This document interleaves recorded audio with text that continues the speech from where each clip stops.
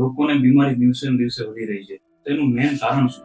સૌથી અગત્યના મને 3-4 કારણ લાગે છે જે આપણા દિનચર્યામાં છે.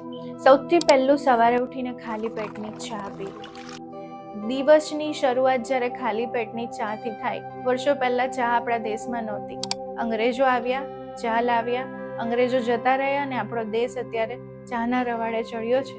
1 કિલોમીટર સુધી જાઓ તો તમને 5 ચાની લારીઓ દેખાય. નો ડાઉટ નાના માણસોને રોજગાર મળે છે, પણ મોટા માણસો બરબાદ થાય છે. પણ ચાના કારણે જો દિવસની શરૂઆત થાય એટલે પહેલામાં પહેલું તમારું ડાયજેશન ખરાબ થાય. પેટ ખરાબ થાય એટલે બધા રોગોનું મૂળ તમારું પેટ છે. અને પછી ત્યાંથી જ બીમારીઓનો એક સાયકલ ચાલુ થતો હોય છે. બીજું, ઊંઘવાના સમય અને સુવાના સમય લોકોના ખૂબ જ ખરાબ થઈ ગયા છે. મોડી રાત સુધી સ્ક્રીન ટાઈમ ચાલુ હોય. શું જોવું, ક્યારે જોવું, કેટલું જોવું, યુટ્યુબ અને ઇન્સ્ટા જે બતાવે એ જોયા રાખવું. વિધાઉટ એની કોન્શિયસનેસ એક માઇન્ડ કોન્સ્ટન્ટ સોશિયલ મીડિયામાં લોકોનું એંગેજ છે. અને રાત્રે 12-1 વાગ્યા સુધી યંગસ્ટર્સ જાગતા હોય છે.